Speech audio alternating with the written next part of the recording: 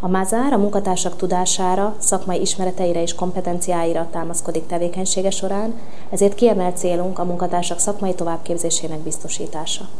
A pályakezdő munkatársak mérlekképes könyvelő és adótanácsadó tanfolyamokon történő részvételét, valamint a későbbiekben a könyvvizsgálói oklevél vagy a nemzetközileg elismert ACCA diploma megszerzését egyaránt támogatjuk, valamint angol, francia és német nyelvi képzéseket is biztosítunk munkatársaink részére. Auditosztályon dolgozom menedzseri pozícióban. 99-ben csatlakoztam a Mazár csapatához. 2006-ban elvégeztem az okleveles könyvvizsgálói tanfolyamot, melyet egy 3 éves mentori időszak után a bejegyzett könyvvizsgálói képesítéssel lezártam.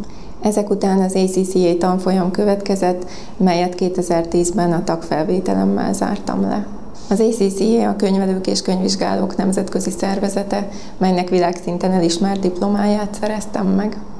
A Mazár csoportszintű belső képzéseket is szervez, ilyen például az újonnan kinevezett menedzsereknek szóló soft skill tanfolyam, melyen 2005-ben vettem részt. Ez egy nagyon hasznos lehetőség volt a vezetési készségek fejlesztésére. 2008 óta dolgozom a Mazárnál, a könyvelési osztályon, könyvelési csoportvezetőként. A Mazár nagy hangsúlyt fektet dolgozói képzésére, és szerencsémre, amióta itt dolgozom, többféle képzésen részt vehettem, mind szakmai, mind nyelvi képzésen. Minden évben támogatja a kötelező mérlekképes továbbképzéseinket, ezen kívül szakmai és nyelvi képzéseken is részt vehetünk. Én személy szerint mind a francia, mind a német nyelvterületen képezhetem magam. A Mazárnak köszönhetően francia tudásomat is elmélyíthettem. A Budapesti Műszaki Egyetemen francia szaktolmácsként végeztem. 5 éve vagyok a Mazár Audit csapatának tevékeny tagja.